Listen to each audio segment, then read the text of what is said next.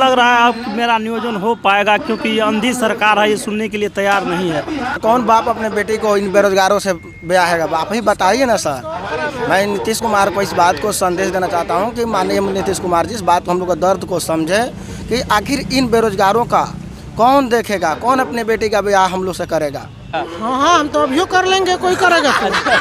आप क्या कहकर शादी कर रहे हैं अभी तो हम कह कर ये शादी कर रहे हैं कि जो मेरा सीटेट में हो गया है रिजल्ट, अब नौकरी होने वाली है इसमें। लेकिन उधर से लोग ये नहीं कह रहे हैं जो नियोजन होगा कि नहीं होगा ये सब? हाँ, यही तो कह रहे हैं कि जो नहीं होगा, तो इसीलिए अभी जो है उन लोग अभी क्लियर नहीं हो पाया शादी। लग रहा है अब मेरा नियोजन हो पाएगा, क्योंकि ये अंधी सरकार है, ये सुनने के लिए तैयार नहीं है। तैयार ही नहीं है अभी सरकार। हाँ, ये देखने वाला नहीं है कि युवा भी और बाहरी तब दोनों है, तो अगर सुनती नहीं है तो बाहरी है, सुनने के लिए तैयार नहीं है। 30 से 40 हज़ार रुपया आवेदन करने में मेरा खर्च है। 40,000 खर्च हुआ। 30 से 40 हज़ार रुपया पर नियोजन इकाई गए हैं। काउंसलिंग में भी 20-25 हज़ार रुपया उसमें भी खर्चा है, और मेरा काउंसलिंग नहीं हो पाया गलत सिस्टम के कारण। अगर ये ऑनलाइन होता तब तो फिर हाँ, मतलब 40-50 के आसपास में खत्म। हाँ, बिल्कुल। बताइए, ऑनलाइन नहीं, उसमें धांधली के भी चांसेस बहुत ज़्यादा है। हर जगह 5 लाख 7 लाख रुपया दे के विद्यार्थी तक का काउंसलिंग हो चुका है।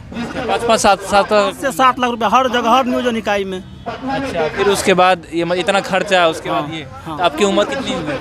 24 साल। आपकी उम्र 24 साल है। आपका उम्र 33 साल मेरा उम्र। मैं माननीय शिक्षा मंत्री से कहना चाहता हूँ कि जब आप बहाली में परीक्षा लेते हैं तो फिर ये बहाल करने का अधिकार जिला को या नियोजन समिति को क्यों देते हैं? आप सेंट्रलाइज तरीका से क्यों नहीं करते हैं? और यही कारण हो रहा है कि हर जगह पूरे जिलों में, पूरे राज्य में फर्जीवाड़ा हो रहा है। आप एक मिनट आपकी शादी हो गई है? नहीं, मेरा शादी नहीं हुआ। आपका जी अभी नहीं हुआ है। 33 साल के आसपास उम्र होगी। होगा भी कैसे सर, होगा भी कैसे? परिवार वाले हैं कि कल दिन लड़का का जो है किसी तरह अपने पैरों पर खड़ा हो जाए और जो है कि कमाऊ बने।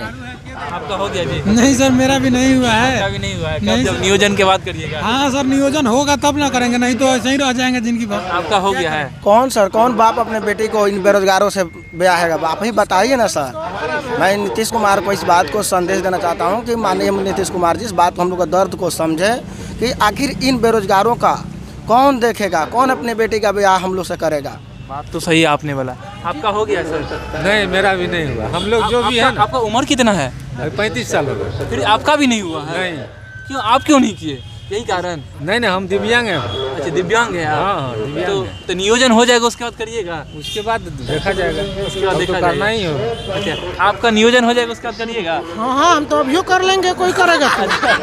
आपकी उम्र 41 साल है। कहने का मतलब सर ये है कि हम लोग को तो नहीं हुआ है, लेकिन जिनका सर हो गया है उनका हाल और ख़राब है।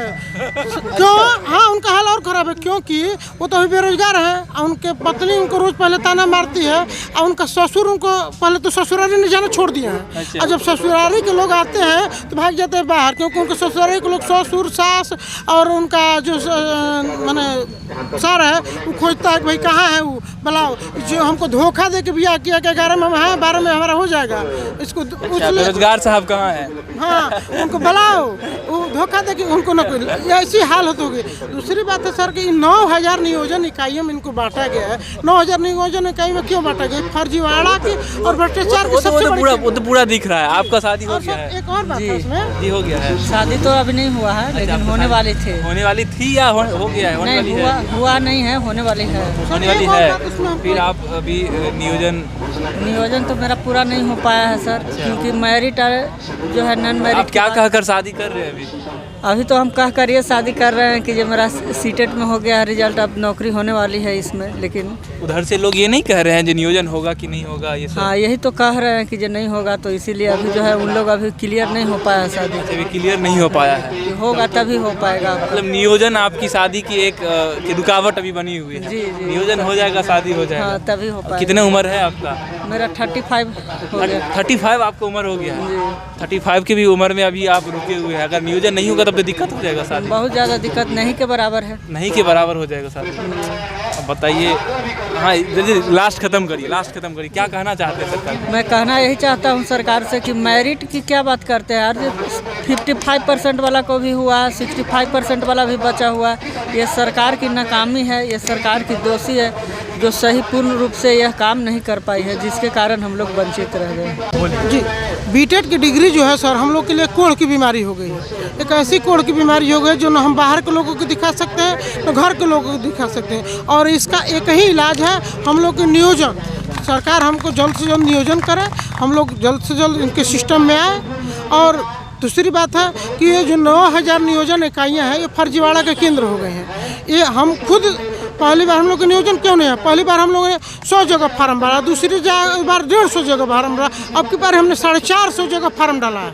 450 जगह फार्म डालने में लाखों रुपये खर्च हो रहा है। हमने इनका हर नियम का फॉलो किया, बीटेड किया, सीटेड किया, सरकार के द्वारा डीलेड किया गया। डीलेड संस्थान खोलने के लिए सरकार ने अरबों रुपये का अनुदान लिया विश्व बैंक से, और इसके बावजूद भी हम लोग की नहीं नौकरी हो पा रही है। तो सरकार हम लोग की 3 मांगों को सुने, महिला अभ्यर्थियों की सीट पर पुरुष।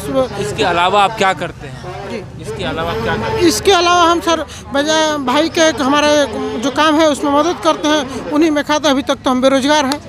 करते क्या, कुछ तो करते होंगे ना? भाई के काम, भाई के किराना की दुकान है, उसमें हम लोग कुछ मदद कर देते हैं, उनका सामान वामान ला देते हैं, अपना चलाते हैं। अभी चूँकि बीमार हैं, हमको 42 वर्षों से खाना खिलाएं, इसलिए हमारी भी जिम्मेदारी है कि भाई उनको हम कुछ मदद करें। सर परिवार तो हम लोग इसी भरोसे में किया है कि एक दिन कामयाब हो जाएंगे, इन लोग का हो जाएगा नौकरी तो हम लोग को कुछ मदद होगा, लेकिन अभी भी हम लोग को उन पर बोझ है। आप क्या करते हैं इसके अलावा, आप बताइए। हम खेती बाड़ी करते हैं। खेती बाड़ी करते हैं? तब से खेती बाड़ी करते हैं? ट्यूशन चलाते हैं। ट्यूशन भी पढ़ाते हैं? अच्छा, तो सरकार का आपका क्या मांग है, जल्दी बता दीजिए। महिला एक सीट पर सरकार दे दे तो हम लोग को गुंजाइश हो जाएगा। गुंजाइश हो जाएगा आपको। अब बताइए, एक शिक्षक का ये जो दर्द है, देखिए आपका, इनका उम्र 45 साल के आसपास है, आपका 45 साल की इनका उम्र है, और फिर आज आए हैं धरना स्थल पर बैठे हैं। तो अभी आप यहाँ पर बैठे हैं तो घर परिवार तो कैसे चलता होगा? घर परिवार जो कैसे चलेगा, आ गए हैं तो बंदे होगा। और तो फिर अब कब से यहाँ पर, आपको क्या लगता है कब तक मांग हो जाएगा आपका पूरा? अब देखिए सरकार कब तक मानती है। सरकार कब तक मानती है? ठीक है, आप लोग को लगता है सरकार मान जाएगी? मानेगी तो जरूर, मानना ही पड़ेगा, क्योंकि संघर्ष करना हम लोग का कर्तव्य है और मांग को पूरा करना सरकार का कर्तव्य है। आपको क्या लगता है सरकार मान जाएगी? उम्मीद तो रखे हैं तब न सर आए हैं इतना दूर से। हमारे पूरा उम्मीद रखे हैं नीतीश कुमार जी से कि हम लोगों को जो महिलाओं का सीट बचा हुआ है उन पर पुरुष को मौका दिया जाए, जिसमें हम लोगों का सारे लोगों का हो जाएगा। Thanks for watching Rebel News India. Stay tuned for more updates. Don't forget to like, share and subscribe.